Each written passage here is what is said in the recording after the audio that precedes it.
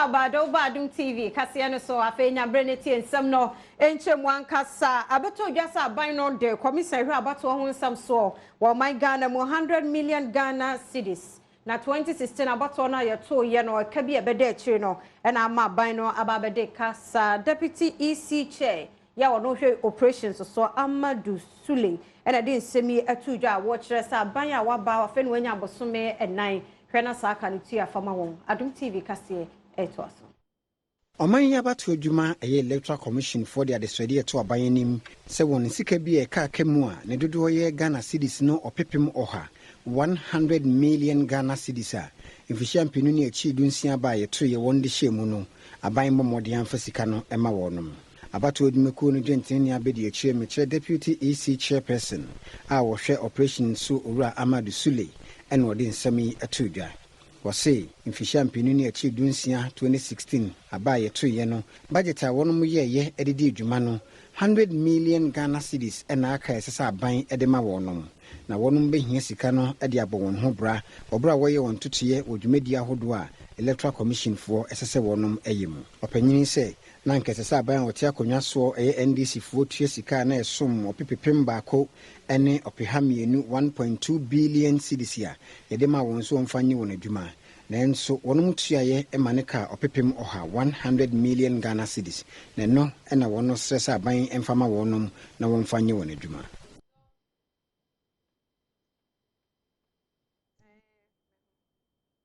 Yeto Adom TV kasiano so na yede akoye nsam foforo mu dia adura seche dumase assembly no make say school feeding ye koso schools ahodo mu wo mensi ni mu no wo de won sa atumi atoso na we no mrahye bedwani ya wo gina mu de mo manfo wo ho Brahma Mohammed Bawa ene de tu dwa wo mrahye bedwafiem na nam so chiame hene edna no atum sanke be ya so ye hwe nwumasua so wona hwe man mo frɛ ye die ho nsam so wo mumra emom hwe kwan a wo befa so na school feeding no Omo beka ne ye ni agya na manyo nsam na ha dwen Adom kase eto aso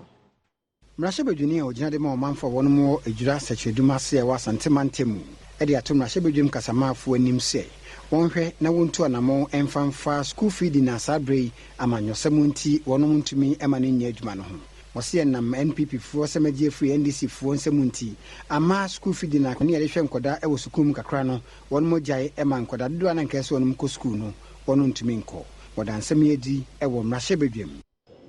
Speaker, since the 12th of January to date,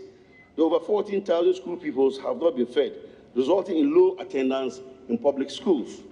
Mr. Speaker, in this era, where successive governments are putting in place pragmatic interventions to promote educational development, any effort aimed at drilling such interventions like the school feeding program should be resisted. Kasama for Masabidi Field Monyan for Michael Quay, editor, Monsieur Sway, and Afe, as we shape my dear one some so agenda ministry winning. So, one Mawam will be 1 month Nientia, and I'm so much school feeding near Jano, no found since and so embetunemi. Methods, therapy for removing the various obstacles which have negatively impacted on the program, including the well-accepted partisanship on both sides of the house, the quality of the food, payment to providers timeously, ensuring social inclusion in all aspects of the program.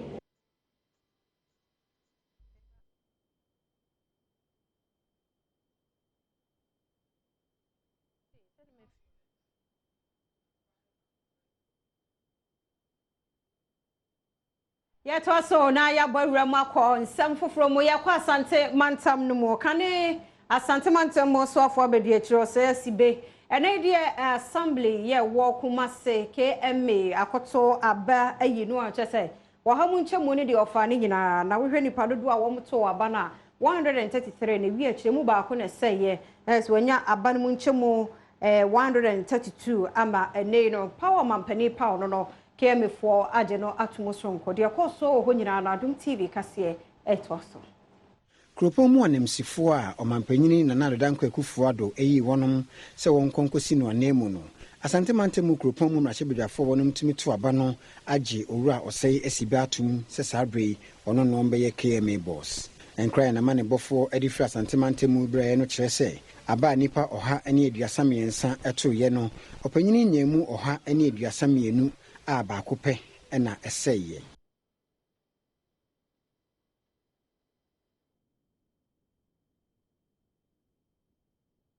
Ya twaso na ya dia kwayen sam foforo mo yenu abema set kwam boaten ye documentary bia na wotwe twam no ana na wotwe ye mu no na edi ehim de ekoso ewo Konfanoche teaching hospital ma efafuro ohawa wo mo famu nyame adom wasoe wo mo nso hawa wo mo famu ne wo mani nyina no wakoyi ehu fonyi dia ba ma na make say no managing director wo Multi TV Santok agina multimedia anemu edesa videos no akoma first and second lady Mrs. Rebecca Kufuado na fe mame Samira Baumia so mo anso hwe bi de ombetimi ayede aboa na de ekoso wo Konfanoche ene empo hospitals ahodo ayenim no onso wontumi kakra wo no onfa ni huduma nto aso no Adom TV edeba Panchefo opinion oda Multi TV adwuma no owura Santok Sing edi adwumayefo wono Multimedia Group Limited enim edi set Kwame Boatin ne documentary bia wo ye ya efa ema wono kwa wo so a wo hwere wono nkwa Konfanoche sabia no bi akwakoma yen first lady ene na bedi akire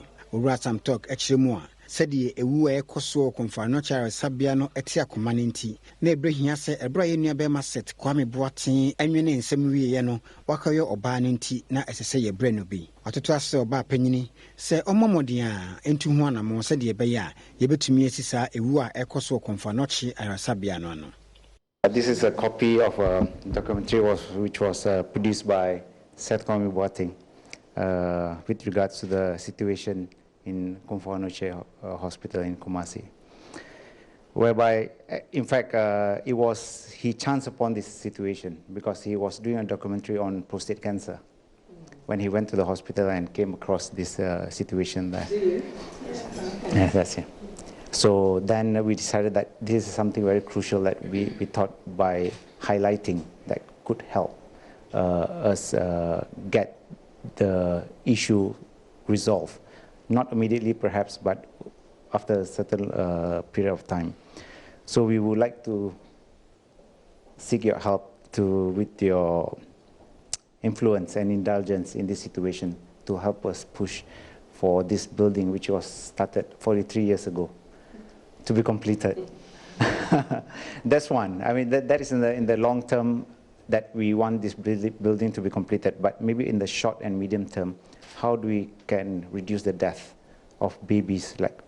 at least 4 babies a day, sometimes 10. First Lady Mami Rebecca Kufuado, ejina na bedi echi Samira Baumia na afi Ghana emma nyinara anemu eje sa documentary no hye bose obedi obetumi biara e de aboa se de be ya ebetumi asisa ewu a ekoso no ano. I have seen a little bit of it on television, but not very much. And I must say it was rather touching to see what is going on in this particular,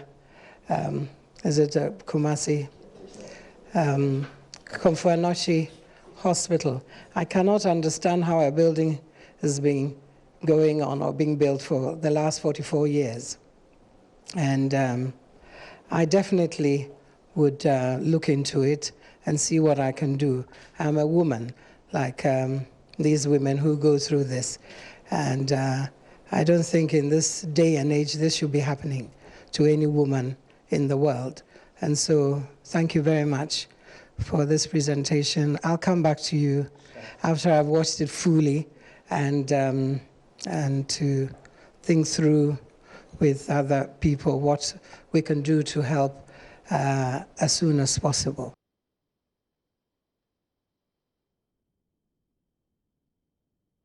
Yet also na ya ransom for more Vice President Alhaji Dr. Mahmoud Baumia and idea akọ Public Procurement Authority akwahwere ni so ade de ekoso ho fi so mai yezika san bibie adwuma no ebetumpon bekona ni mu a ya na ne fakese na gina wormo so ne no enma mpani abede akire atu wormo fo se adwuma na wo mo ye wo mo nye no pepepe ne kwa so ne memam wo mo ntena ho mahu bi hwe wo mo ma politician bi a mehunhuna wo mo se fa we bra ana yenye sei so mo yire wo mo ho ye wo madwuma krogin adwire mudie Ketase no proye die e be free me mo to so no Adom kase edeba. Omampanyina be di chi Alhaji Dr. Mahmoud Baumia dia to adwumayefo a one more procurement authority anim say ema womma amanyofo bia behunhuna wom obra wonum ye won adwuma. Dr. Mahmoud Baumia kyeremu a so omampanyini mpo eto nkra ka kyerɛ wonum sɛ wono nye bibia won ka kyerɛ omampanyini sɛ emmra biara a ɛwɔ ho a won de ye adwuma no ɔno nso emmra mefa so bi. Dr. Mahmoud Baumia de nsɛm yi tudwa obra kompofiri mu nsrahwɛ ɛwɔ Public Procurement Authority fo nkyɛn ɛne wɔn kodi nkɔmɔ hwɛ sɛnea wɔn dwumadi a wɔdie no ɛteɛ. Menkasa emu no hyɛ wɔn mbɔ sɛ aban ɛbɛtoto nneɛma ma wɔn sɛdeɛ ɛbɛyɛ a wɔn adwuma a wɔyɛ no emu bɛda hɔ.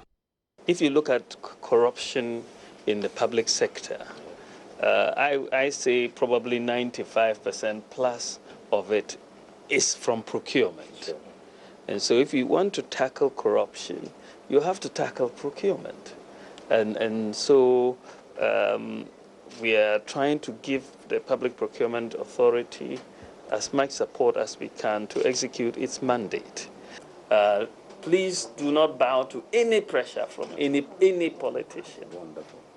Audits that the Auditor General conducts. All right. Besides, the Auditor General's emphasis is not on procurement per se, but for PPA to conduct procurement audits, what we mean is that we come in to assess the entire procurement processes. You know, the procurement for, competitive bidding, request for proposals, and other methods of procurement doesn't come for procurement approval here. It doesn't come for pre-approval. So they do it on their own. Therefore, conducting the audits will reveal any misprocurements. And in doing so, we'll be able to invoke the appropriate sanctions.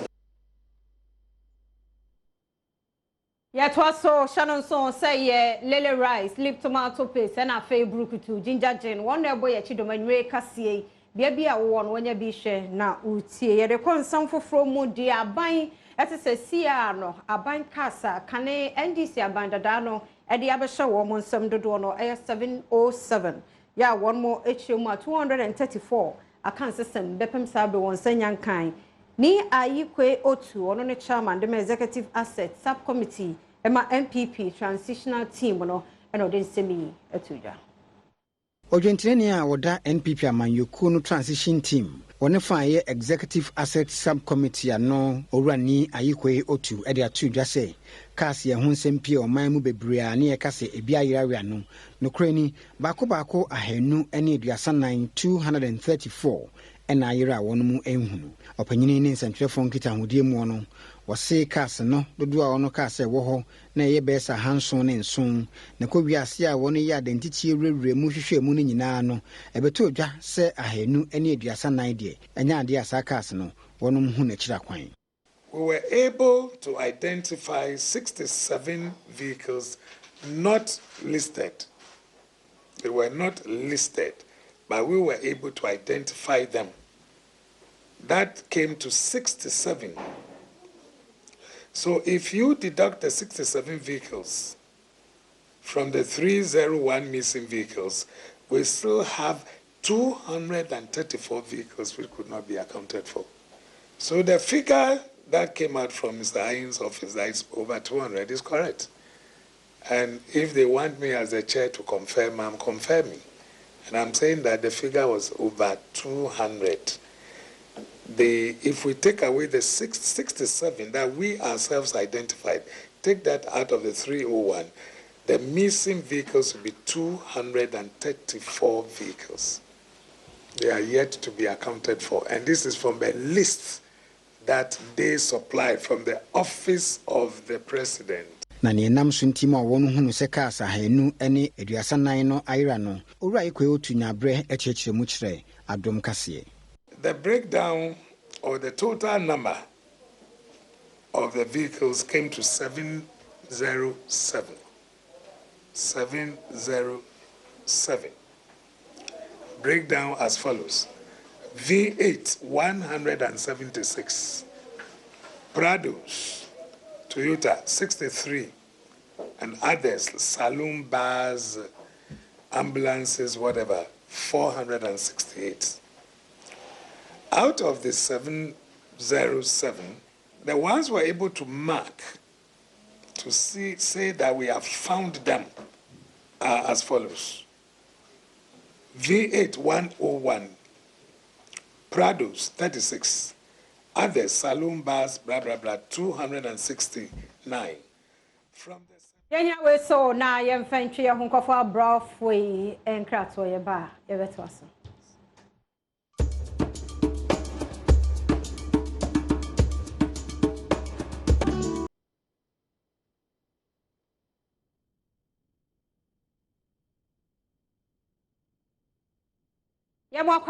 Adom TV kasia so afei no wabeka yensa nsam no ebi da so wo ye de bro na mom kwadomonline.com de edi kan no benya bia hye na yatoa so yetufo na yakọ tamale kropono emu fise ne dey de edin amampani na nadodan kwa akufo adobo ye so onkohwe kropono eso eye Ibrahim Musa Superior no sabre de tamale assembly no wonmo age no atumu twetwe abato no commission we abato ho sam so mu mpanifo no kohwema ne ba so enam so de nsama tudwa de obe bi aboa matam na le kro no etumpon gina na so no obehwe so de be ma wo se de ni chirem e watamalia tamale kropon no mrahye bi dwam mpanyinifo ato aba agi opanyini Ibrahim Musa Superior atum se sabre ombramba ye aban anemsini e wo ho dodo a wonom kɔ yanko no kɔto aba no kyerɛ sɛ opanyini nyaade a wono bɛɛ ne susunu bi ne senti wonom nyinaa gye funkum agye ne tumu sɛ wɔn bɛhyɛ n'adwuma ase na esiane anigye a wɔn de gye opanyini tumu nti enaba no bɔfo Baba Adams ɛne ebinum kasa yɛhwɛ ade a wonom hwɛ anim ɛde afiri opanyini nkyɛn DC MCE to come out with developmental projects to develop the area. As you can see in town, people are loitering around. There are so many things that are happening in town that which to me is not the best. So all of us are expecting him to come and do his best to uplift the image of Tamale.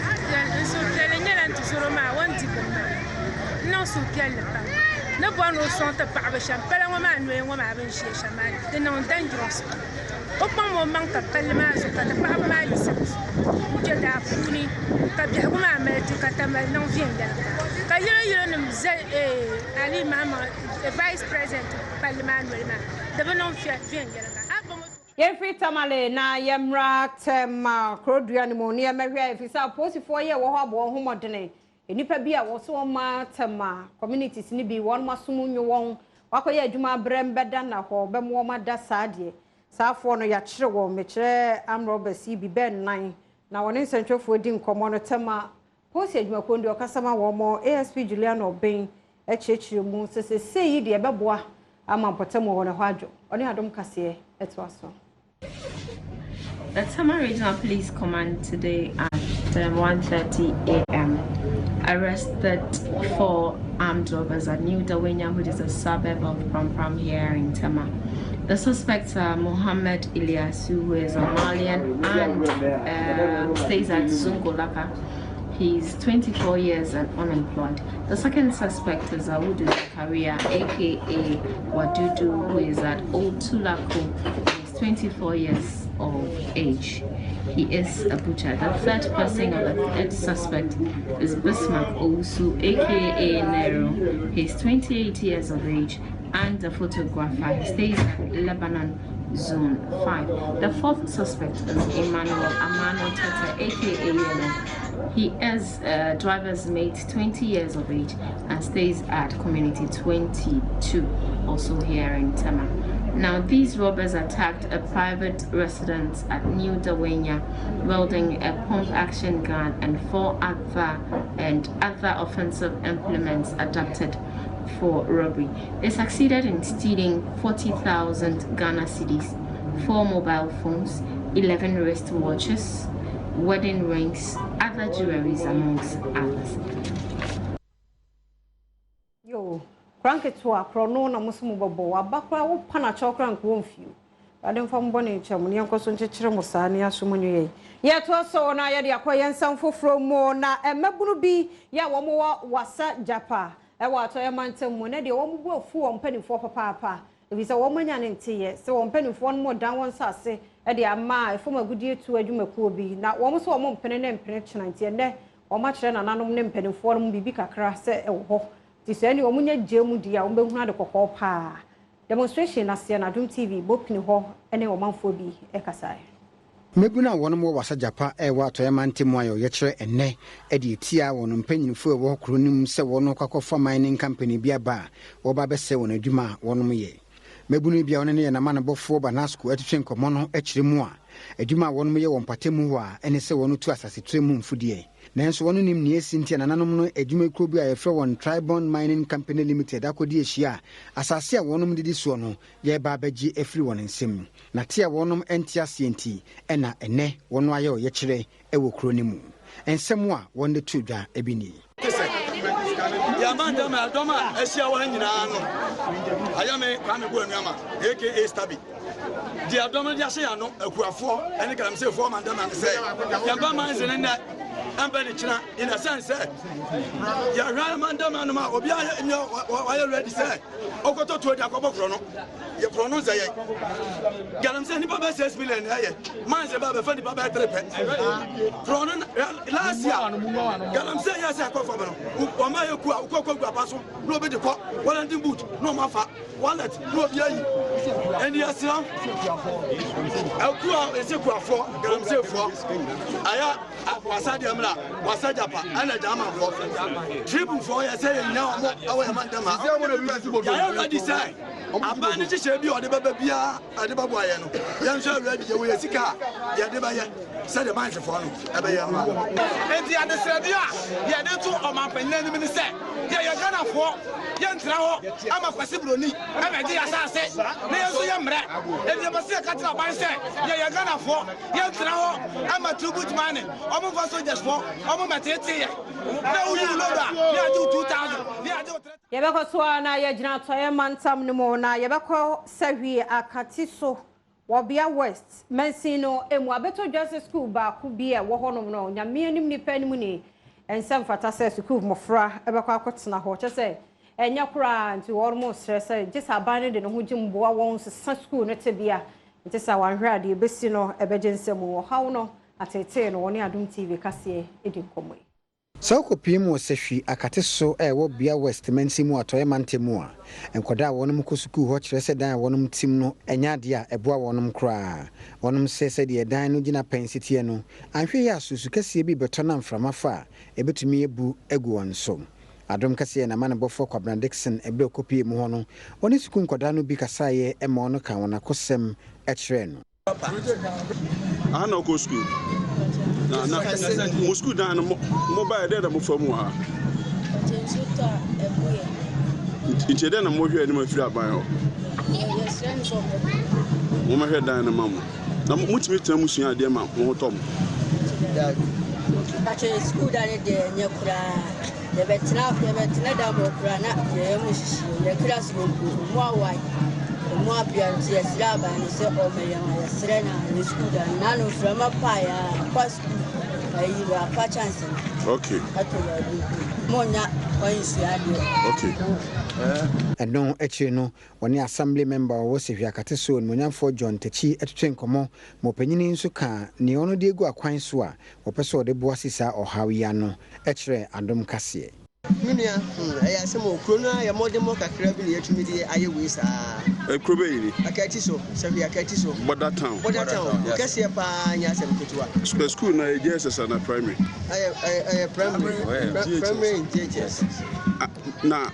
motu ade anamo na afa mako assembly ya kwa assembly ya kwa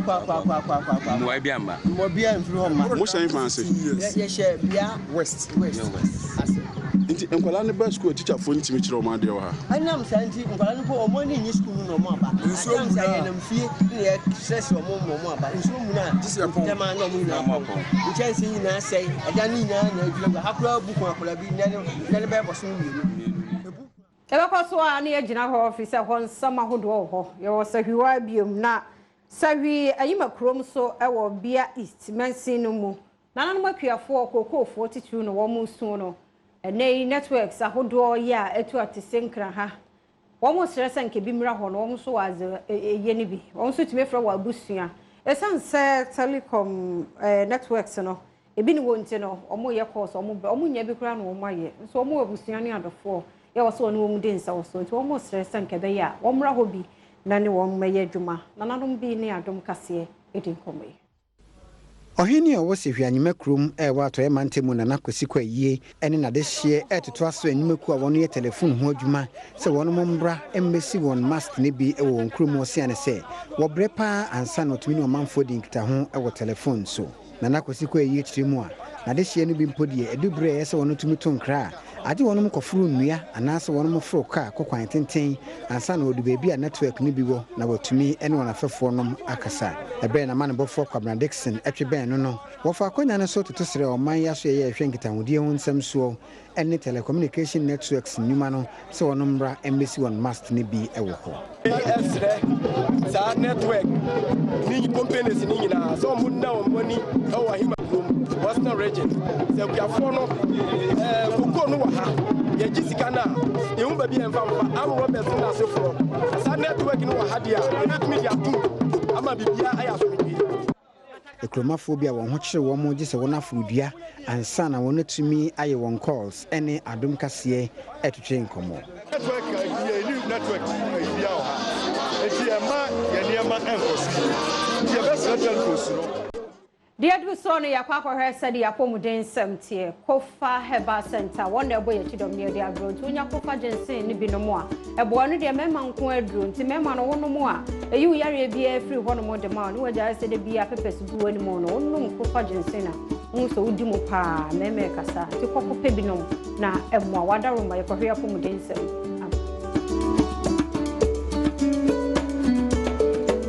Kwaba pomden kase Shannon son se endpoint homeopathic clinic and so boy chidom ti yare bia ye crown crow for di chere endpoint homeopathic clinic na obesaw yade ye to so ahwe pomden ensam dia pani kwanche for da C4C homeopathic clinic Dr. Franklin Chermatin Boadu e dia tuja chem se alternative medicine ya wo mo eni Obia osi wanemu ewo Food and Drugs Authority yaka ho bi enene enema eya jinsemusa titu ewo wonum a efa homeopathy kwan so editu nyarewa hodo ase ene dai C4C insurance card no ene wo pa ho ntuma ma panidi nsemi etuja sha currently no Ministry of Health Ghana pomudin swafo no etume bie counselor no ne traditional medicine practice council now sha sa council no counselor as a herbal for no na omo enjuma ne ade na se yeba alternative medicine a ye nhye da eni counselor hwe alternative medicine ye into wo sha currently no aban no alternative medicine for no akoka traditional way for no ho but ukowiase afena alternative medicine no is not part of a typical traditional way in terms regulation no endimo into uko Food and Drugs Board Food and Drugs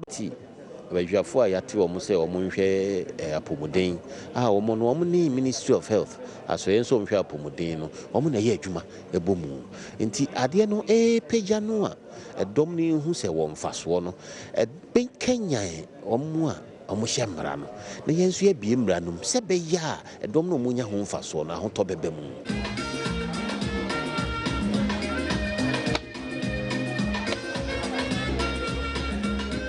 so na yakwayen samfofro mu dia breast care international na emeka say de wo makopiem ewo ankafo na wo manfo ye wo hobeso ohade wo de wo mo afa breast screening emu hwehwemu se bia yade bi wo mebi wo mu nso a wo mabo ho ma wo modro se be ye wo de bebo ho eban Adom TV etwaso obi tse obi owo ankafo menini se otiyenka eba begye eduro ni bi nti ye adwen se ne psychiatric drugs na ewo mu no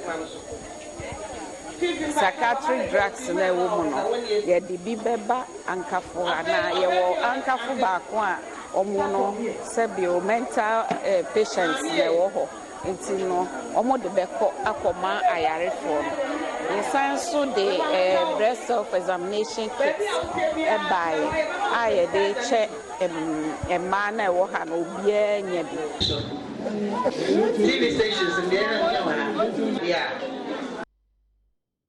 First Masedama Endpoint Homeopathic Hospital, ho na se wo ya die krankra do ani kire ho ase prostate se ye die Endpoint beboa wo ne mo be ma pese ugina wo na so chin dia wonum kofa ginseng capsules beboa wo yi papa Nimakwe na boy ya chidom ya kwa ya pomudeni ensem de du so no ye ko adwadie mo nsem Kaiser Apple no die fie bia mo weekend ya se bi wo ho na ya wo de asomwa ho no wo mofra no na we are out insecticide spray tontuma buy stubborn ya bi fe kum wo mo eja pia betes so boy en papa betes de ya na ye bro ya no bi ona de enko adwadie ensem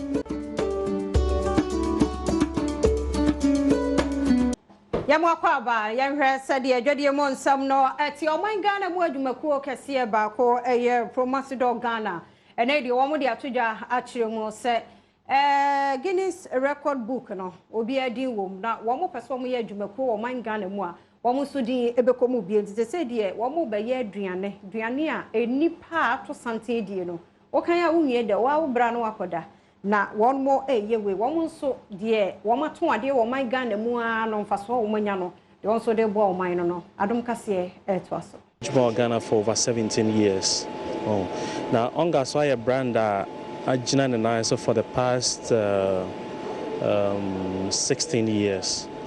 Now agina na so for the past 16 years I can say for a fact for the past 3 years brand Naba yet number 1 in Ghana, number 1 seasoning for Ghanaians. And being number 1, we don't want to just say yeah number 1, but we want to give back to the society. You see, maybe a drubiano, you say society no, aware. You give back to the society in an organized way. And event where no, it's not just going to be an event events near the orphanages are back together. Opanyini fa akonya ese tutusra aban se wonhwe na eto kase a eda animeku ahodo wo man muso no onhwan so se de be ya be hye wono nkran ma wode wona ho de an ye adwuma ma Ghana enya so mfaso. I think say your current business no do say engineer na so pa but your wish say nka tariffs be form na production companies and what Ghana has said no yet me producing more to satisfy our market because raw materials near the idea crab near the idea we are proud of producing things in Ghana. We are importing. So young quiet you be import bibia manufacture bibia Ghana say governments no bet me boy in that field. Now we'll be proud as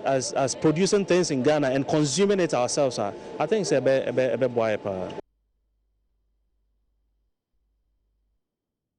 So you be so you were dreading some more na enipa bi a womo aka baller taxi and afi Tricycle Operators Association of Ghana womo ka ho no womo se abra son se was aban so ma on contract ni bie se be ya on so nwura no wo metumi asese bie ekuwe won twetwe Prince Avebedo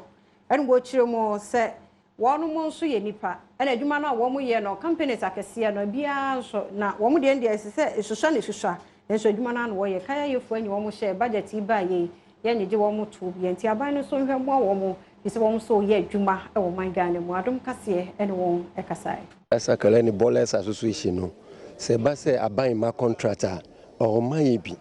enti ma yeso ye hu kire enti esra aban se sisi no so ba so check contact na o man Tricycle and Ballers Association of Ghana no so man ye bi o mo no mu nim se ye ka bola contractors no hu this expanding say yeah Kabola contract the bass AMF ma contract na ono nga twan nga Odwumedi no ase no Rust Steven Kofi Ampofo a wono no ye kwanchefo panyin oda Tidy Up Ghana Limited ya no editu dwase esesa ban ebie kwan de ma wonom se de be ya wona hobo a waye so obaji oman ifre fin ene oha mu no ene so betumi akonkan Infidia ye di medie wo kro mu ya na ya dada ye contractors no mfum so ne boarding enti sa ban behwe number 1 say duty ni ade a ewo so no yebetimi agum kakra anase ye fi okra man ya ebebo ama yetimi di bebiri abakrom so anase say bi a yebeye fund bi say sanitation fund bi won na ebehwe ebia ankrankra ejuma a omo ebo omo modern wo sa dwumadie mu betimi enya bibi kakra die so omo asen se be ya sa dwumadie e betumpon wo oman Yedna we so na adwade mo nsam no yade asi ha faseda no makaiser apple sanso out insecticide spray ene japia bitters one di yachi me ko hwe adwade nsam yedu so no ya gokansie Eric Esiedu body editwas ena nyumre so me wakwa ba de Adom TV kasia so biom yenhwe nsam ekoso ewo agodie mu chocho industries na dimesi akonkon sanso na boafo eba center almost like how the dindi anya asem keto akwa mesi agongon je me ho bambaba any ayoyoyo yan sha sem from Ghanaian Premier League match day 8 weekend the Empire na e dwanhye mu no the biggest match our fixtures this one no Heart of Folk omane koroko enti ene you know Saturday matches ni bebre na beba so na finish no kwase de no nko aba so na wohwe na Bogal Stars ene Bechem United Dwarfs ni Aduana Stars Mina Sharks ene Ashfield Liberty ni Wild Stars Medima omane Olympics Wafa ne Chelsea na finish no beba so Saturday na kwase da Heart of Folk and a Kotoko at the Apem so Accra Sports na finish no Monday Interlife Netema Youth at the Apem so Ewak Sports Stadium. We need stand fixtures no ACT TC Mountain so near man for the komo bisa om say send a house ne Kotoko game no omo ho no. Phobia there form no there always here wo. Phobia no I say Liverpool no. What as we never walk alone. Anti-phobia there always on top. Yeah bomb 3. 3. First, no, I say Kotoko mu home ni Accra. See, you trust Adini. Kotoko for any fan say, game na shase ni ya. Once for there somewhere to mudi. That I say, game ni be duru si o be kasa sa the end no my. O ma game. Nti bo we na e be boni. Ye Kotoko for there je hu di. Ye nkasa pi. O mu so be sha 3. Ye nhwe wo mo. O mu so be sha Kotoko. It doesn't matter say your form and uniform. Kotoko ni has the uniform as them. What you say? Rainbow colors ni ejinidi. Ani ejidi say ye be Kotoko. Kwen bia so ye be she. Say ye den kura Kotoko be she has. It says the past 3 years ni has in share that. Until you are shemu sa afi we so ye be se a show mo. Until afris ni ye strong. Kwa dia do so no be my so fast that ma Freddy's corner phones papa fie laptop na wo pe and our phones na wo part to assign ne repair ma Freddy's corner obey na kama e dey amount West End University and also university ba ko aka no makafui ogina ha no wo twa so wie school ho no ti fa ba ko ho na no masi anko animo won de yenko amrone ensem yenhwe sade amrone ensem no atia na die Somalia mainumu enipa bi a wo mo de wo maye wo ho se pono so na womo awia neomanom ne ade nsese de womo nsatimi a kire wono a womo awia oye okra de kwani nenso Somalia man no mpanifo abo homodene ama meka sankrofo wonsa atumi aka wono mo na wohwemu ana Sri Lanka asra na se nipadom bi so ewomu a wonsa atumi aka womo 2012 mu no mutimi operation bi atise nti we no de etoso no mo ogidie ni awhwemu se omekoso a na akonfo wo mugu poso anansuo so no wonsatimi aka wo faseda ma Freddy's corner phones papa fie na fe West End University won ni nyumako mbo ya chido mai ko bi man so de du so no ya kwa kwaji edi e wadi gidie mo ensem Adom Bitters weekend nya bi na eboatu koko efiri ho sejo nya bi se ya ni koko de woni tu ni na betutu se wodom Adom Bitters we are be fair me man so na de sesi an fie ho so mbo wuramu a se beye so be pie me na eje bo achi bidine nyumako so edi achi am yakɔhye enigidie ensem Nigidie mo nsam abayo aketo akra fie be nkono akwada osi enya no nye DJ na wono de enya obi a na ohwe no DJ Black na ofeso wo yese no na wono ni din owo sesi aye DJ Swish ni din pa de Erica Amma Bramuni Tando ya wo chire mo so wono na da cho so ye doctor de nenso DJ ne de eso ye bia no tu DJ Black oni Adom kase e kasa Twa na msanso yo bantu na mama ya maje se me DJ no DJ Switch say di no ko free